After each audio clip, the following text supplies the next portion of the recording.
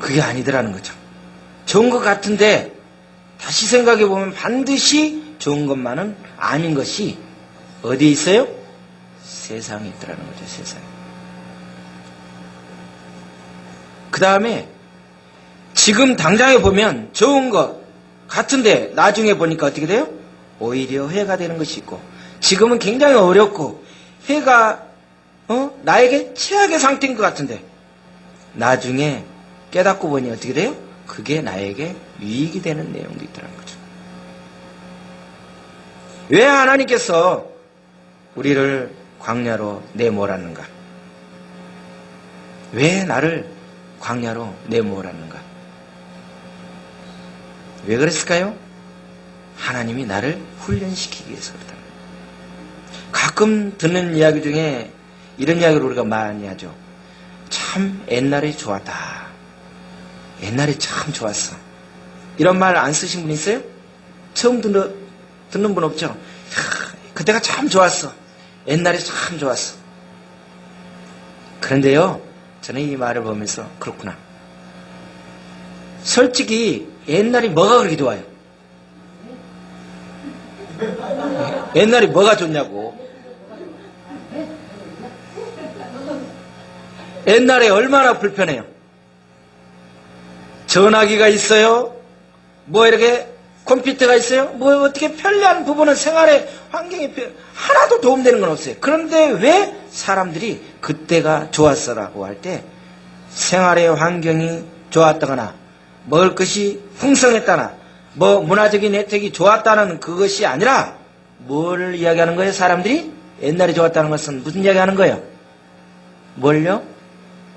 인간관계가, 우리 우애가, 그때는 인간의 끈끈한 면이 있는데 요즘에는 정말 겁난다, 쌀벌하다, 무섭다, 그런 이야기로 우리가 이해해야지. 옛날에 좋다 그러면 옛날로 가야지. 보리밥 먹으세요. 난 싫어요. 그 보리밥, 통보리밥, 조밥, 노란 그거, 밀가루, 고구마 갈아가지고 그거 쪄먹는 거, 좋으면 옛날로 가시라고. 나는 싫다니까요. 왜 옛날을 좋아하냐는 거예요. 옛날은 그 안에 뭐 있었어요? 이웃집에 가서 좀 배고프면 양파도 뽑아서 좀 싹 갖다가 빌려서 먹어도 그냥 넘어갔어. 근데 요즘은 어떻게 하나 뽑으면 바로 들어오십시오 해서 새고랑 차야 됩니다. 시대가 틀려요. 왜 그때가 좋았어라고 할 때 많은 사람들이 이런 이야기를 하는데 교회에서도 마찬가지죠. 옛날에 내가 처음에 신앙생활 했을 때 우리 시골교회에서는 너무 좋았어. 그런데 지금 내가 섬기고 있는 교회는 왠지 모르게 조금 좀 섭섭해. 왜 그럴까요? 뭐가 문제예요? 시골교회가 그렇게 좋았어요? 가세요. 가세요. 에어컨이 있어 뭐가 있어 아무것도 안 됐어요. 정말 어려운 교회예요. 제가 시골교회를 가기 위해서 1시간 이상을 걸었어요. 집에서 한번 걸어가려면 산 넘고 바다 건너서 가야 교회를 하나 가는 거예요. 왜 그렇게 좋았냐는 거죠. 그 안에 관계가, 사람의 만남이 좋았다는 겁니다. 이 관계가 나쁘게 만드는 요소가 무엇 때문에 그렇습니까? 죄라는 놈 때문에요. 죄 때문에. 오늘 이 부분을 우리가 잘 생각하면서 우리는 말씀을 접근해야 될 것 같아요. 성경에 보세요. 이삭이라는 사람이 나옵니다. 이삭하면 뭐가 생각납니까? 이삭하면 뭐가 생각나요? 여기서 여러분의 수준이 이제 볼 수 있어요. 이삭하면 뭐가 생각납니까? 여러 가지 답이 나올 수가 있겠죠. 이삭하면 뭐가 생각나요? 뭘요? 순종. 좋아요. 답은 뭐 여러 가지 있을 수 있으니까. 또 이삭하면 뭐가 생각납니까? 제가 그냥 이야기할게요. 왜냐하면 각종 거 다 나올 것 같아서. 이삭하면 우물입니다. 우물. 이삭 때에 이삭이 우물을 파는 곳마다 어떤 일이 있었어요? 다툼이 생겼어요. 왜냐하면 이때는 우물이 생명이에요. 생명. 가는 곳마다 우물을 팠어요. 그런데 가면은 어떻게 돼요? 계속 충돌이 생기는 거예요. 우물 파놓고 어떻게 돼요? 결국에 자기가 우물을 먹는 것이 아니라 거기서 어떻게 됩니까? 이삭이 쫓겨나는 상황이에요. 쫓겨나요. 근데 이삭이 싸웠어요? 안 싸웠어요? 싸웠다는 말을 한 적이 없어요. 그냥 피하고 그랬어요.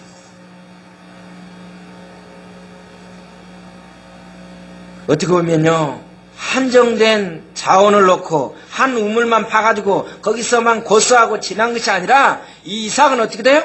여기 떠나서 다른 데 파면 또 뭐가 나와? 우물이 콸콸콸콸 나오는 거예요. 다른 사람은 죽어라고 파도 안 나오는데 이삭은 거기서 피해서 다른 데 가서 아무 데나 파도 우물이 나오는 거야. 이게 놀라운 일이에요.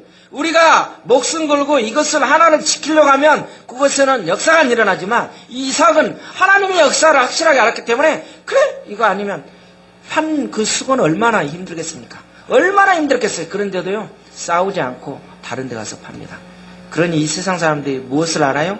이삭이 가는 곳마다 뭔가가 있다는 것을 알기 때문에 계속 지배하고 쫓아가 있어요.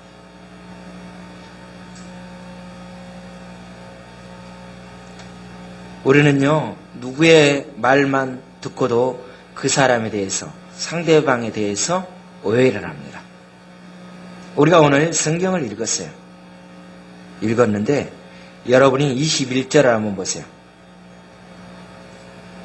21절에 제일 끝에 절 하반절을 보니까 그들이 뭐 했더라? 들었더라. 오늘도 마찬가지입니다. 제가 이렇게 지금 하나님의 말씀을 선포할 때 여러분이 다 듣고 있습니다. 하나님 말씀을 똑같이 듣고 있어요. 다 들었어요. 이 자리에 앉아있는 분들이. 그런데 들었는데 중요한 거는 자기식으로 해석하고 자기식으로 은혜를 받아요. 아, 목사님 오늘 말씀 너무 은혜스러웠습니다. 너무 좋았습니다. 그러면 혹시나 하고 길을 쫑긋하고 어떻게 깨달았나 하고 들어보면 완전히 말씀이 선포된 거하고는 상관이 없이 완전 3000% 가가지고 자기식으로 가서 은혜를 받았대요. 기가 막히죠. 이것도 은혜죠. 어쩌면 왜 그럴까요? 듣기는 듣는데 많은 사람들이 하나님께서 나에게 오늘 무엇을 어떤 이야기를 하고 있는지 그 부분을 못 듣고 초점에서 놓이고 빠져나가서 자기식으로 자기가 고정관념 속에서 가지고 있기 때문에 죽었다 깨어나도 하나님 말씀이 들을 리가 없다는 거예요. 오늘 본문에서도 보니까 어떤 사건들이 보는데 엄청난 사건들이 있습니다. 충격적입니다. 사도 바울이요, 선교 사역을 몇 년 동안 했습니까? 20년 동안이나 했어요. 20년 동안이나 사역을 다 하고 마치고 나서 예루살렘에 가지 마십시오 하는데 그 20년 동안을 정리하고 가서 뭐라고 합니까? 형제들이요, 잘 들으세요. 제가요 봉사하고 사역하는데 제가 하는 것이 아니라 하나님의 은혜로 제가 이 사역을 했습니다. 그러니까 모든 사람들이 어떻게 돼요? 아멘 하면서 하나님께 영광을 돌렸더라고 그랬어요. 그런데 그 뒤에 바로 말이 뭐라고 쑥 나옵니까? 그런데요, 사도 바울이세요.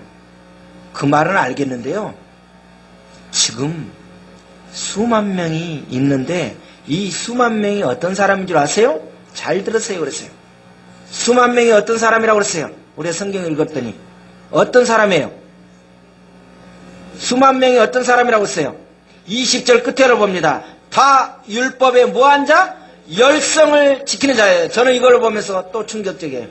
수만 명이 한 사람도 아니야. 수만 명이 다 율법에 열심 있는 자야. 율법에 열심 있는 자는 구원하고 상관없습니다. 분명히 하셔야 돼요. 우리는 율법에 열심 있는 자는 구원하고 상관없어요. 우리가 율법으로, 복음으로, 은혜로 어떻게 시작하느냐? 너희들이 은혜로 시작했다 율법으로 망하려고 하느냐라고 이야기를 했듯이 율법에 열심히 있는 자래요. 한두 사람이 아니라 1만 명이, 수십만 명이 어떻게 되는지 몰라요. 기가 찬 거예요. 충격적입니다. 20년 동안 목숨 걸고 나가서 선교 사역을 하고 왔더니 고장 한다는 소리가 뭐라고 합니까? 야고보라든지 그 장로들이 모여서 그런데요, 수만 명이 다 율법에 열심한 자인데 이런 소문이 들리는데 이것을 해결할 방법이 하나 있습니다. 뭐라고요?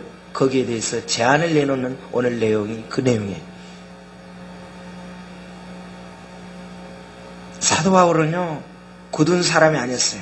오늘 기가 막힌 상황이에요. 20년 동안 죽어라 하고 목숨 걸고 돌을 맞고 이렇게 하고 왔다가 와서 겨우 듣는 소리가 뭐예요? 오해가 온 것입니다.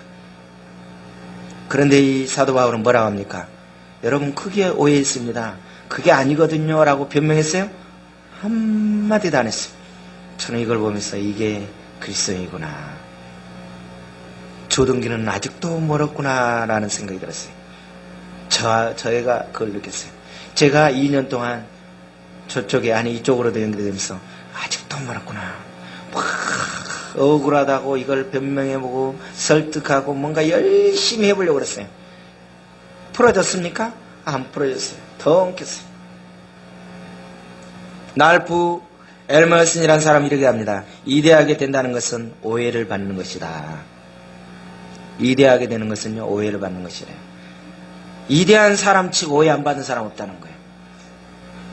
보세요. 얼마나 모함합니까? 요즘에 선거철이 가까우니까 어떻게 됩니까? 막 다 나옵니다. 네가 했느냐 안 했는지. 가만 놔뒀다가 꼭 6개월 전만 되면 다 나와요. 그전에는 다 해먹고 그 다음에 이제 막판에 이제 꺼내도 이판사판이라는 거예요. 그냥 다 꺼내는 거예요. 우리가 살아가면서 얼마나 많은 오해를 받고 있느냐는 거예요. 이 세상에서 무엇인가 이루려고 하면 오해 없이 되는 것은 하나도 없습니다. 주님의 일을 하려고 하면 오해 안 받고 이 부분이 없이는 하나님이 일을 할 수 없다는 우리는 전제 속에서 시작을 해야 돼요. 오늘 성경 수많은 인물들 한번 봅시다. 그 가운데 공통점이 하나 있는데 바로 한 사람도 오해가 없었어요. 다 빠짐없이 다 오해를 받았어요. 요셉 보세요. 멀쩡한 사람이 모함을 받았잖아요.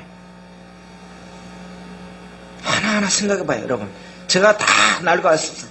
이런 쭉 보세요. 요셉만 그랬어요? 하나하나 쭉 여러분 머릿속에 생각해보세요. 성경의 위대한 지도자들 보세요. 다 그런 일을 겪었어요. 나만이 겪는 것이 아니에요. 위대함의 마지막 증거는 오해 그 자체가 아니라 오해를 아무 적개심 없이 견딜 수 있는 그 인물이 위대한 사람이래요. 이야, 너무 멋있는 말이야. 하여튼 좋은 말은 잘도 만들어내. 오해는 위대한 그건데 이 오해를 어떻게 내가 잘 소화해 나가느냐. 그 사람이 정말 하나님의 사람이 되어가는 것 같아요. 무슨 이야기예요? 과거의 모든 위대한 사람들이 주위의 사람들에게 오해를 받아왔다는 거예요. 그러나 오해받는 그 자체가 그들을 위대하게 만드는 것이 아니라 오해가 중요한 것이 아니라 오해를 받았느냐 안 받았느냐가 아니라 오해를 받았을 때 우리가 모함을 받았을 때 억울한 일을 당했을 때 그것을 어떻게 내가 풀어갔느냐가 성공의 아주 키라는 거죠. 우리 하늘교회 저로 비롯해서 우리가 이 부분을 풀어가야 앞으로 모든 게 풀리지 않나 생각합니다. 우리가요 하루에 24시간 기도하고 성령 충만한다 할지라도 이 부분을 못 풀면요 절대 하나님의 역사가 없습니다. 저는 그렇게 봅니다. 아 이거구나. 그래서 안 되는구나. 오해가 왔을 때 우리 마음속에 어떻게 됩니까? 우리 안에 한이 맺힙니다. 그러면서 어떻게 나의 이렇게 선한 마음, 내 의의를 모르고 저런 X들이 말이야 그러면서 각종의 힘을 해서 이 안에서 쓴 것들이 다 나옵니다. 오늘 들어야 할 이 본문의 질문이 뭡니까? 많은 사람들에게, 친척들에게, 우리 성도들에게 오해받았을 때 이 오해를 어떻게 풀어가느냐, 수많은 소리를 들었을 때 그걸 어떻게 반응했느냐라고 오늘 사도 바울을 통해서 우리는 오늘 본문을 통해서 한번 살펴봐야 될 것 같아요. 어떻게 보면 오늘 설교가 뻔한 내용이에요. 오늘 설교 끝이에요. 더 이상 들을 것도 없어요. 17절을 보니까 뭐라고 합니까? 예루살렘에 이르니 형제들이 우리를 기꺼이 영접했다. 처음에요. 사도 바울을 보자마자 기꺼이 영접했어요. 반갑게 맞이했다는 거예요. 19절에 뭐라고 합니까? 바울이 하나님이 자기의 사역으로 말미암아 하나님이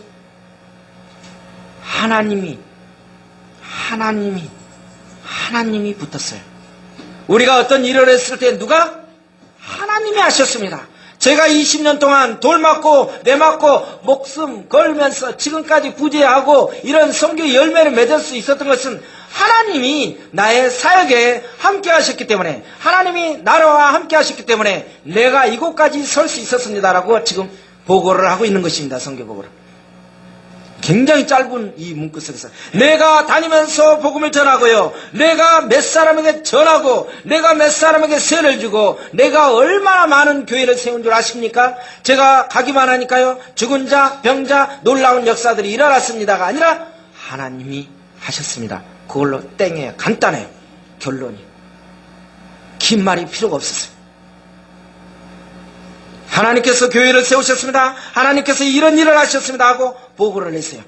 우리 하늘교회 성도들은요, 졸업을 비롯해서 이런 보고가 돼야 돼요. 뭐가 그렇게 길어요?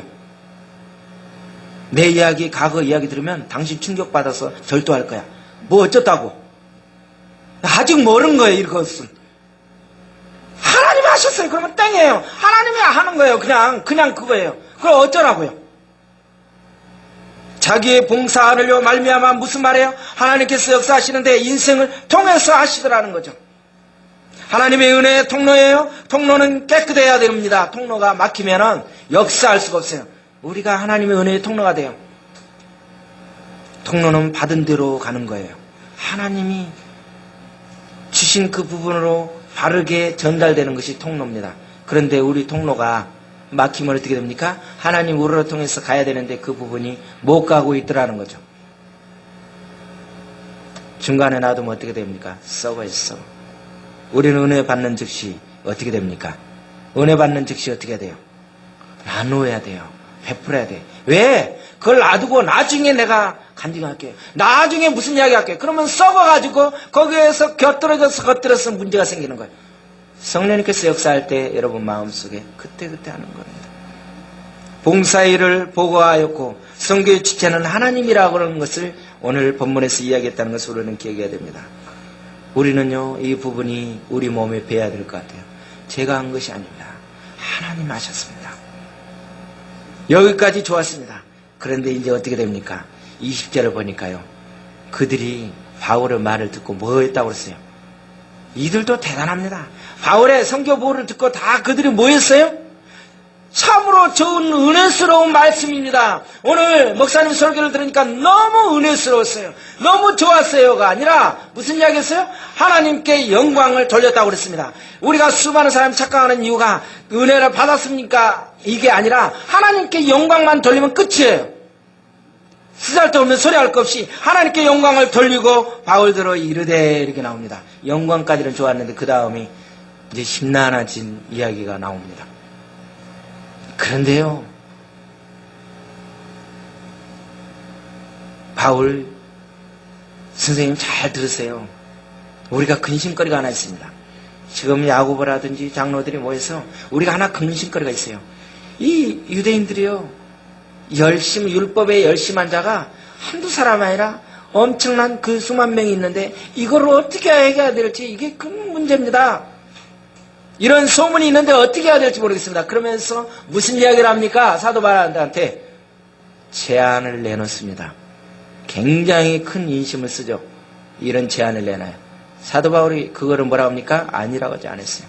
네 사람이 있는데, 이들의 이제 결례대로 이야기하면 이들이 네 사람이 있는데 머리가 굉장히 깁니다. 머리를 깎을 돈이 없어 이들이. 근데 그 비용을 누구한테 내라는 거예요? 사도 바울, 네가 비용을 다 내고 같이 머리 깎아라. 그러면 너의 오해가 풀어질 것이다. 여러분 같으면 깎겠어요? 내가 왜 내 머리 깎어? 그것도 니네들이 돈 주면서 깎으라고 해도 될까 말까인데 실컷 고생하고 있는데 누구 돈으로? 바울 돈으로 해가지고 이 사람 머리를 깎으래요. 모든 사람 앞에서. 그럼 뭘 인정하는 거예요? 기가 막힌 이야기예요. 하나님께 영광을 잘 돌렸어요. 그런데 바울이 그 겪었던 일들을 듣고 아주 굉장한 도전을 드렸는데, 그러나 그 영광 뒤에 어떻게 된가? 바로 그 순간 그들의 마음속에 수심이 가득 차 있던 것을 보게 돼요. 다시 현실로 돌아왔어요.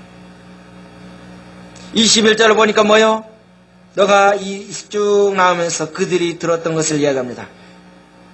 우리가요, 열심히 예수를 믿을 때 아무 문제가 없느냐는 것을 우리는 생각해 봐야 돼요.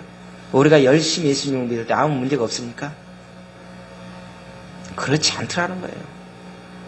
그때도 역시 문제가 있었더라는 거죠. 그때도 불가능한 문제들이 있었어요.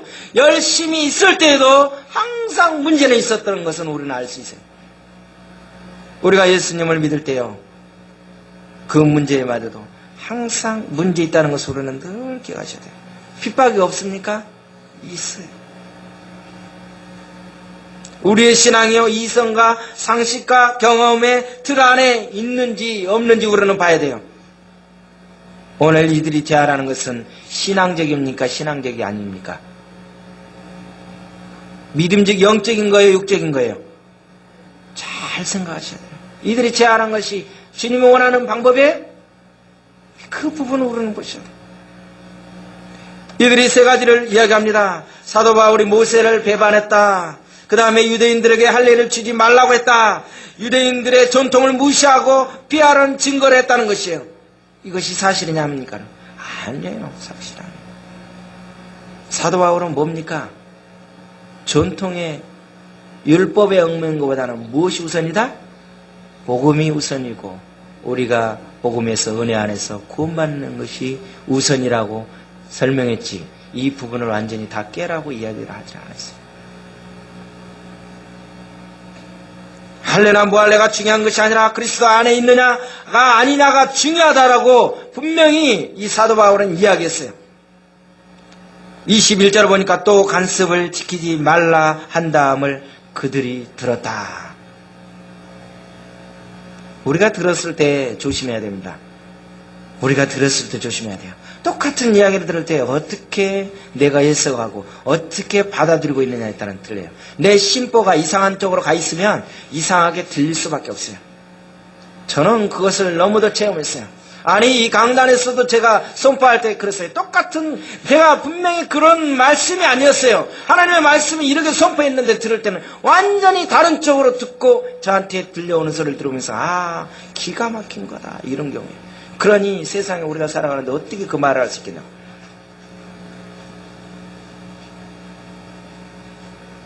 20년의 선교를 마치고 우리 교회에 돌아왔더니 사람들이 그렇게 반응한 것을 보면 얼마나 사도 바울의 마음속에 기가 막히겠어요.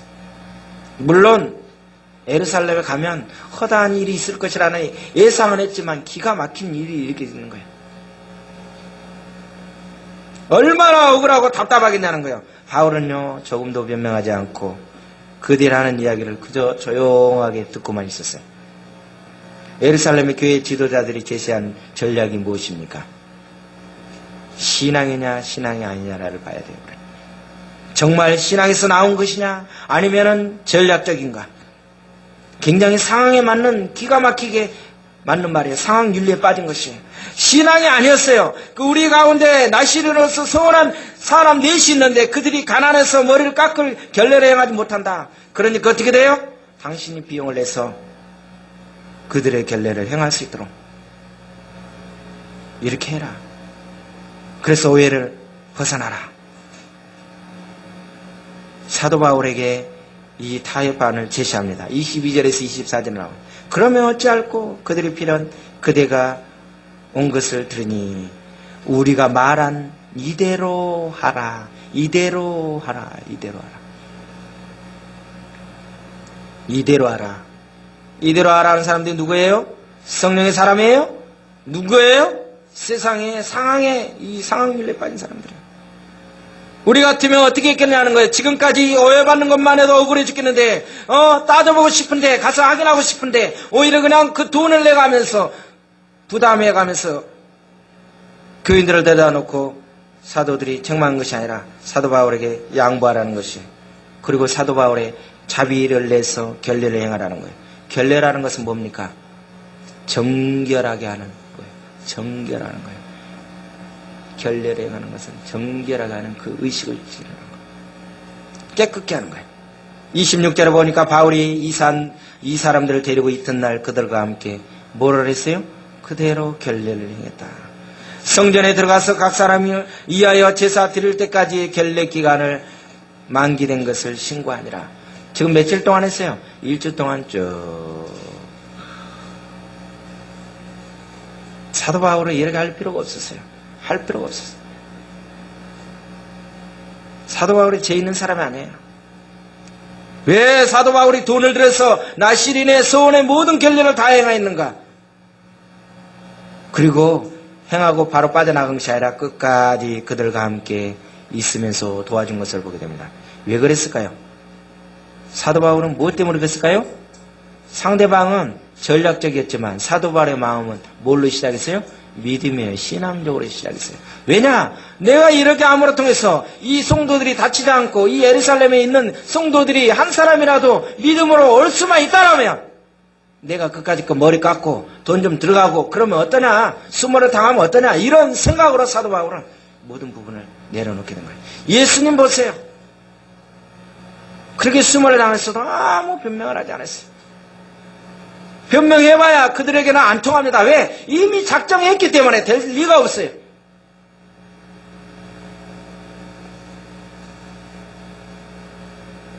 예루살렘에 가서 이미 사도 바울은 죽을 각오를 했던 사람이에요. 그런데 죽음이 두려워서 이런 일을 했겠습니까? 아닙니다.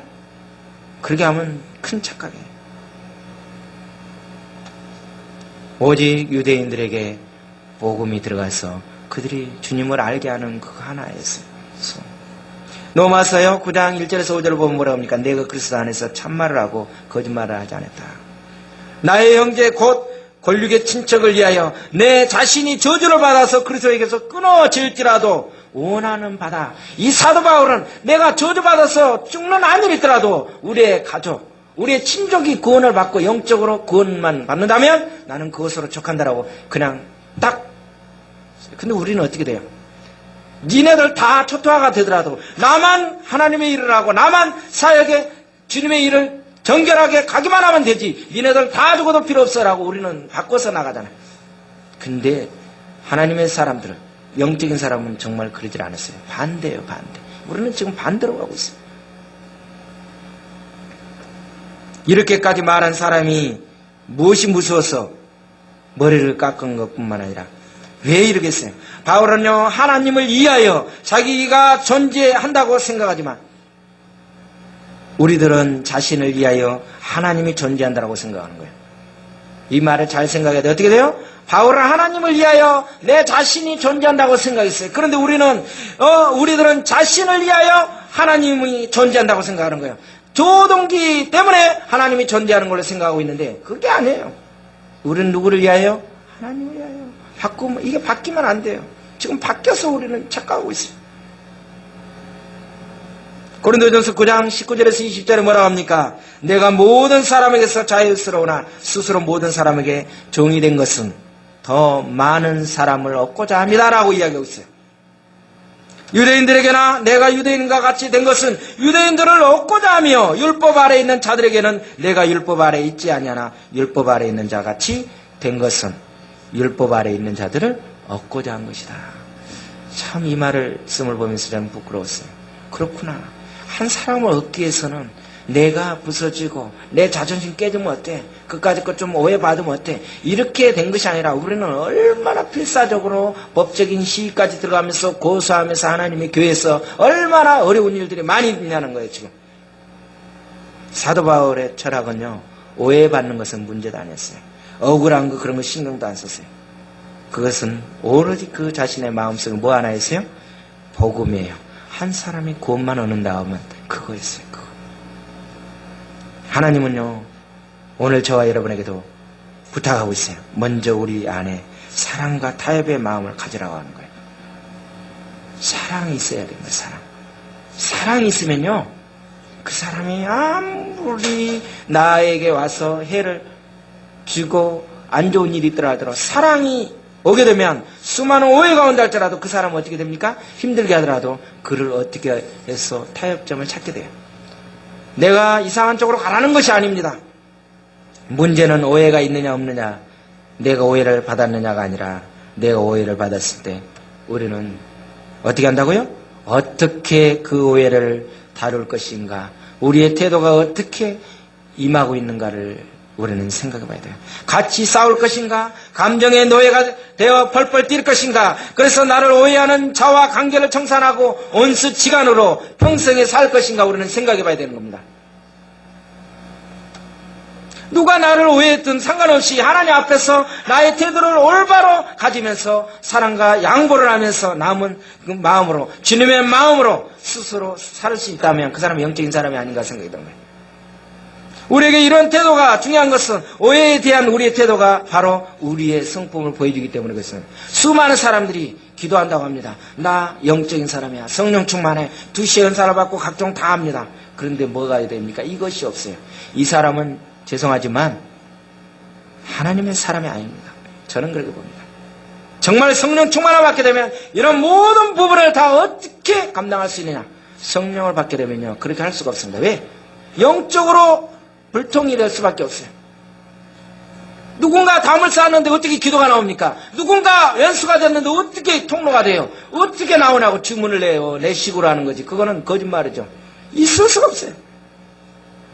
우리에게 이런 태도가 중요한 것은 뭐예요? 그리스도인들의 오해를 받을 때 성경이 요구하는 우리의 태도가 무엇이냐는 것을 봐야 돼요. 세상이 요구하는 것이 아니라 주님이 요구하는 것, 이 말씀이 요구하는 것이 무엇인가에 초점을 가면 우리는 더 이상 말할 부분이 없어요. 너무도 우리는 많은 그 세상에 그것이 많이 들어와 있어요. 보복 대치입니다. 성경은 뭐라고 합니까? 그것까지 다 참고 양보하고 철저하게 바보가 되는 거예요. 내가 안 했다고 뻘뻘 뛸 때 거기에는 뭐가 생깁니까? 불화가 생깁니다. 충돌이 생깁니다. 다 초토화가 됩니다. 그러나 한 오해를 정리하고 나니까 잘 된 것 같았는데 뭐 어떻게 됩니까? 오늘 27절에 보니까 그 이래가 거의 참에 아시아로부터 온 유대인들이 성전에서 바울을 보고 모든 무리를 충동하여 그를 붙들고, 이게 어떤 방법이요? 이게 세상입니다.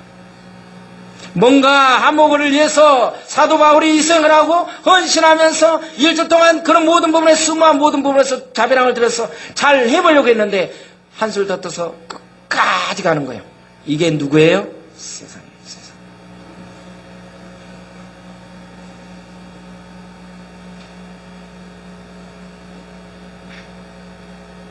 아무리 우리가 세상과 마찰을 피하려고 하고 어떤 방법을 하려고 해도 어떻게 돼요?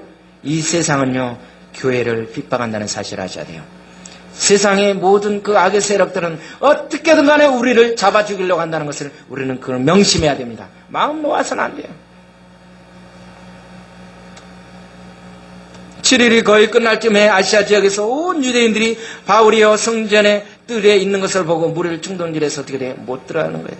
외쳐댑니다. 이 사람은 들어갈 수 있는 자격자가 아니다. 뭐 엄청난 소요가 생겼어요. 너는 이 성전에 들어갈 자격이 없다. 성소를 더럽힌 자가 아니냐 그러면서 한참 몸 실경을 하면서 난리 났습니다. 그러니 어떻게 됩니까? 로마의 전부장 군사들이요 와서 구해줍니다. 왜 이 사람들이 구해줬습니까? 이 사람들은요 바울 그런 애 관심 없어요. 죽든지 말든지 관심 없어요. 구해주고 싶어서 구해준 것이 아니라 왜 구해줍니까? 여기에서 밀란이 생기면 자기네 목이 날아가기 때문에 나 때문에 바울을 구해준 거예요. 바울을 살려주고 싶어서가 아니라.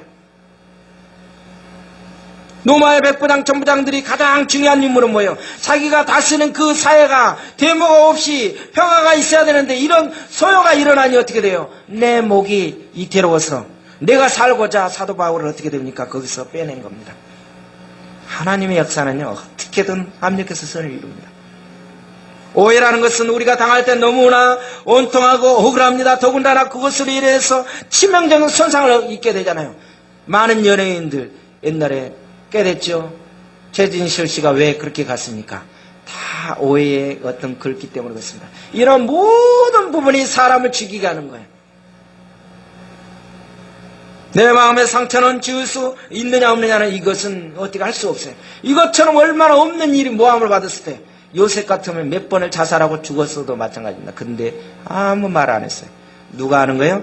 하나님의 때를 기다린 겁니다. 올해는 그런 영적인 성숙함이 있어야 돼요. 사도 바울도요 그 부분을 보았던 것 같아요. 하나님은 하나님께 맡기라고 저와 여러분에게 지금도 이야기하는 거예요. 그래, 억울하지? 힘들지? 그러면 나에게 맡겨. 주님도 그랬어. 많은 믿음의 사람들, 순교자들이 다 그렇게 억울하게 갔다. 무엇 때문에 가는 거예요? 주님 때문에 그냥 가는 거예요. 우리 인간의 힘으로는 이제는 끝났다. 속수무책이다. 이 소문을 어떻게 할 것인가? 이 온 사방이 이미 다 퍼졌어. 이제는 나는 씻을 수 없다. 우리 집안은 끝장이다. 우리 한옥에도 뭐 이상한 소문이 나서 이제는 끝났다라고 생각할 때 끝난 것이 아니라 하나님의 역사는 시작이라는 것을 여러분 아셔야 돼요. 믿음이라는 건 뭐예요? 그것은 기다림이에요. 그래서 수많은 오해 좋지 않은 환경들이 나에게 펼쳐짐에도 불구하고 언젠가는 하나님께서 그 모든 환경을 합력해서 선을 이룬다는 것을 우리는 그걸 기억해야 돼요. 이런 영적인 게 없으면 우리는 못 참아내요. 사도 바울은 이 오해로 말미암아 어떻게 되었습니까? 오해를 풀었어요? 못 풀었어요? 결국에 풀지 못하고 2년을 넘게 가이사 감옥에 갇히게 되었어요. 처음에 머리 깎은 게 그냥 아무런 효과가 없었어요. 기가 막힌 거예요. 결국에 감옥에 가서 2년을 있었어요. 그런데 이 사도 바울이 그냥 넘어간 것이 아니라 수년 후에 사도 바울이 뭐라고 고백합니까? 빌립보서 1장 20절에 이렇게 고백하고 있습니다. 이 말이 너무 은혜가 되는 거예요. 오늘 이 말을 결론이에요. 빌립보서 1장 20절에 형제들아 내가 당한 일이 도리어 복음 전파에 진전이 된 줄을 너희가 알기를 원하노라. 이게 결론이에요. 사도 바울이요 감옥에 갔던 것이 나의 당한 일이 무엇이에요? 예루살렘에서 바울이 받은 오해였어요. 그가 받은 오해 때문에 복음의 진보가 오늘 일어났다라고 이야기 고백하고 있는 것입니다. 예수님은 평생 오해받으며 사셨어요. 그러나 예수님은 한 번도 그를 고소하는 자들과 맞서지 않았던 것을 보게 됩니다. 우리는 이 오해라는 무서운 것이에요. 교회가 사단이 오해의 씨를 뿌리기에 아주 적당한 곳이라는 것을 생각하기 때문에 우리 믿음의 사람들이 오해라는 것을 뿌리기에 적당하기 때문에 수도 없이 저와 여러분을 지금도 수많은 일들을 작업하고 있는 겁니다. 틈만 노리고 있어요. 수도 없는 이야기들을 듣고 없는 이야기들을 만들어내고 더 지금 가고 있다는 거죠. 이 부분은요 영적인 힘 없이 성령 충만 없이는 갈 수 없습니다. 내가 기도를 몇 시간 했느냐, 성령의 무슨 나한테 음성을 들어주느냐가 문제가 아니라 정말 하나님이 나에게 주셨다면 모든 부분 속에서 내가 꼭 반겨가면서 꼭 해명만 하는 것이 능사가 아니라 하나님이 어떻게 했는지 오늘 사도 바울이 말한 것이 내가 결국에 이 깜빵에 가고 옥에 갇혔던 모든 부분이 도리어 이렇게 복음의 진보가 되었다. 요셉이 뭐라 합니까? 형님들 앞에서 만나서 형님들이 알고는 벌벌벌 떱니다. 이제 우리는 죽었구나. 형님들 걱정하지 마시옵소서. 여기에 보낸 것은 당신들이 아니라 하나님이 이미 준비해서 나에게 이렇게 보냈다고 결론 내는 것이 이게 영적인 사람이 아닌가 생각이 들어요. 그래 잘됐다. 너네들은 다 죽었어. 내가 이제 뭔 줄 알아? 나 팔아먹었지. 너네 때문에 내가 종살이에도 이쪽에 가서 순환당하고 보디발의 집에 그런 생각하면 이거는 끝입니다. 하나님의 사람, 이대한 사람 뭡니까? 과거의 모든 부분이 그 과정, 고난 부분이 누가 했다? 하나님이 나를 작업해서 이렇게 이대한 결론을 내렸다. 이렇게 하니까 다 넘어가는 거예요. 과정을 우리는 너무 심각하게 생각하니까 하나님이 나를 만들어가고 있는데도 왜 나에게만 고난이 있냐고, 왜 나에게 옆구리에 이런 가시 같은 놈이 있냐고, 이런 거를 처단해서 잘라주세요가 아니라 이 부분을 내가 어떻게 감당하고 안고 어떻게 하느냐, 그것을 잘 감당할 때 하나님께서는 더 큰 것을 저와 여러분에게 주신다는 것을 믿으시기 바랍니다.